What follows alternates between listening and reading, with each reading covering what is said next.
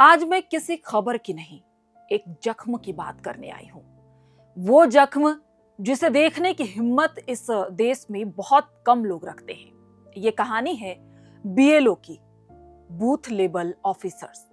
एक ऐसा कर्मचारी जिसका नाम किसी अखबार की हेडलाइन नहीं बनती, जिसकी मौत पर कोई बड़ा नेता ट्वीट नहीं करता और जिसकी लाश पर चढ़कर भी सिस्टम अपनी फाइलें बंद कर देता है।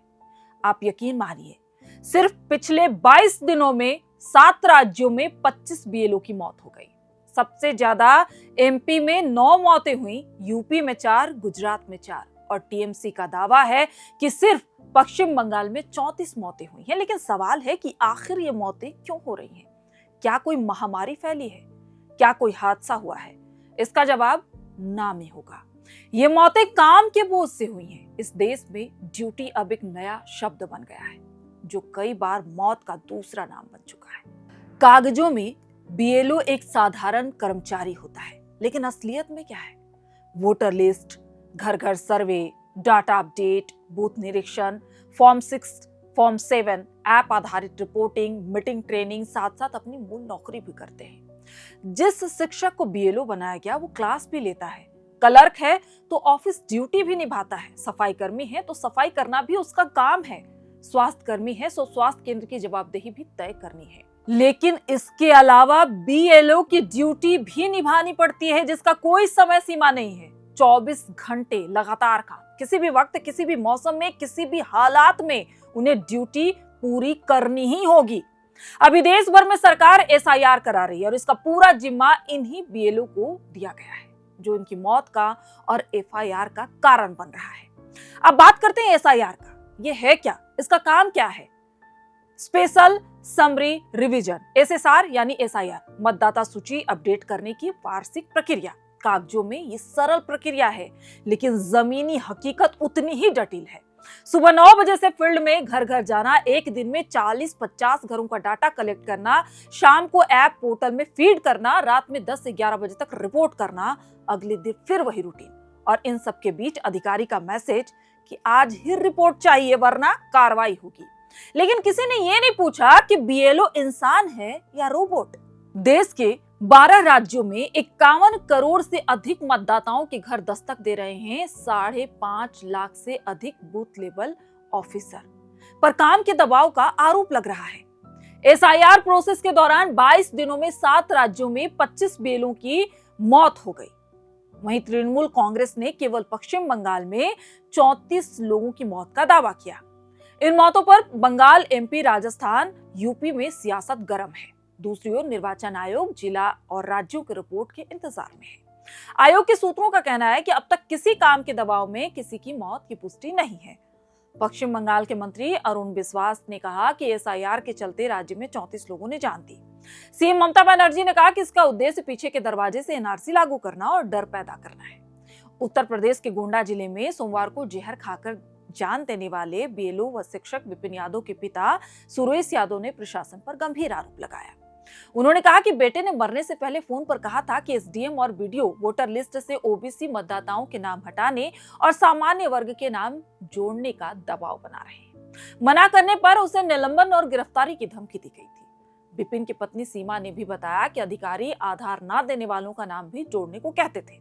पति बहुत दबाव में थे। 26 नवंबर को यूपी के बरेली में बीएलओ सर्वेश गंगवार अचानक से गिर पड़े, अस्पताल में मौत हो गई। उनके भाई योगेश ने कहा कि एसआईआर का दबाव है, देर रात तक काम करवाते थे। बीएलओ की मौत इसलिए भी चिंता का विषय बन रही है क्योंकि अगले साल से देश भर में जनगणना शुरू होगी। उसमें भी सबसे बड़ा बोझ शिक्षकों के ऊपर होगा। जहां तक एसआईआर को रोकने की बात है तो सुप्रीम कोर्ट ने साफ कर दिया है कि चुनाव आयोग को इसका वैधानिक अधिकार है। आयोग को यह अधिकार संविधान के अनुच्छेद 324 की धारा 21 के तहत मिला हुआ है।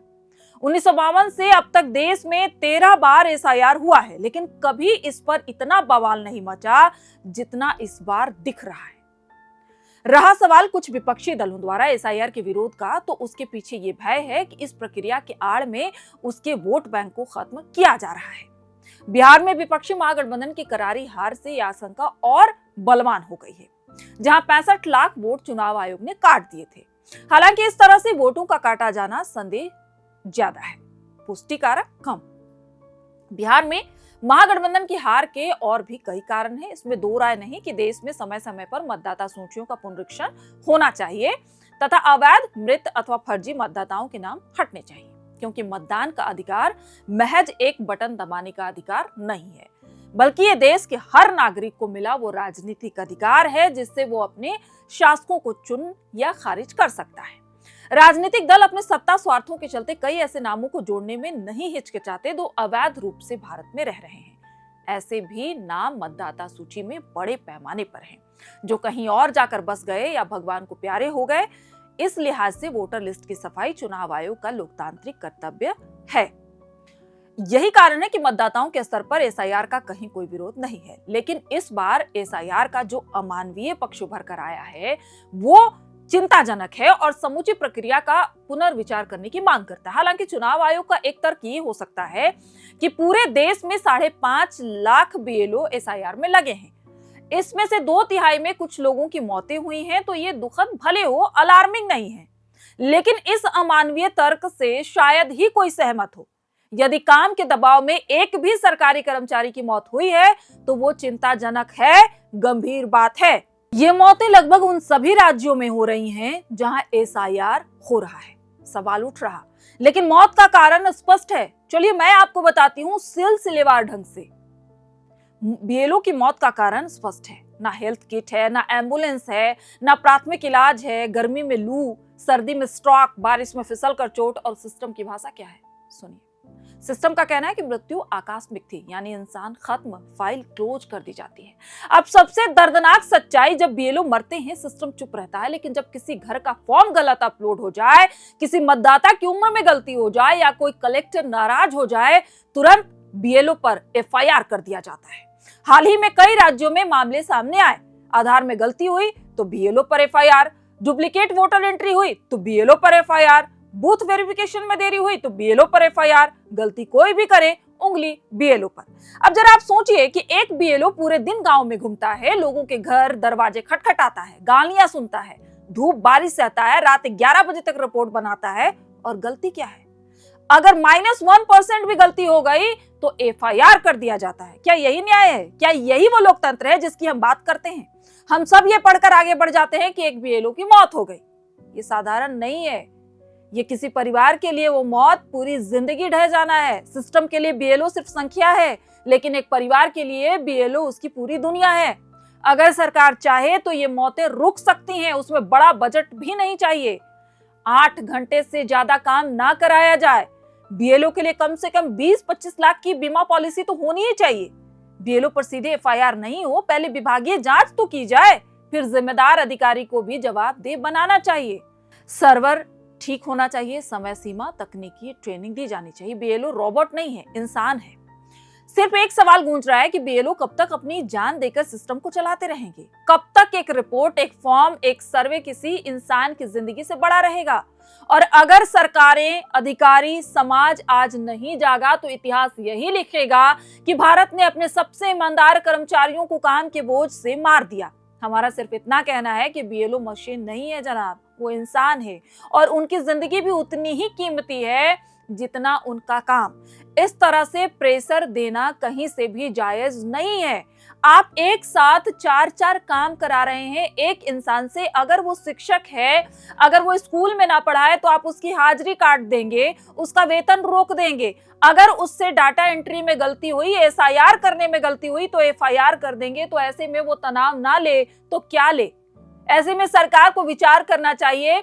आज जिस तरह से एसआईआर को लेकर और बीएलओ की मौत को लेकर लखनऊ में प्रदर्शन करने पहुंचे थे लोग, जो तस्वीरें हमने स्टार्टिंग में आपको दिखाई, एक बार फिर से आपको दिखाते हैं कि किस तरह से चुनाव आयोग के बाहर प्रदर्शन करने पहुंचे थे लोग, लेकिन उन्हें पुलिस ने पहले ही रोक दिया और डिटेन कर लिया। लेकिन सबसे बड़ा सवाल है कि क्या ये 25 मौतें सरकार के लिए कुछ नहीं है? सरकार आखिर कब जागेगी? आखिर और कितनी मौतें? ये नाइंसाफी है जनाब। एक साथ इतने लोगों को, जहां 50 करोड़ लोग और 5.5 लाख, आंकड़ा कुछ कम नहीं है। एक बार फिर विचार किया जाना चाहिए। और आप लोग क्या सोचते हैं ये हमें कमेंट करके जरूर बताइएगा। जितनी बातें हमने कही क्या आप उससे सहमत हैं, ये भी अपनी राय हमें लिखकर जरूर बताएं। आप हमारे फेसबुक पेज को फॉलो करें, आप हमारे यूट्यूब को ज्यादा से ज्यादा सब्सक्राइब करें, इस वीडियो को ज्यादा से ज्यादा शेयर करें ताकि ये सवाल सत्ता तक पहुंचे। आप सभी का बहुत बहुत शुक्रिया।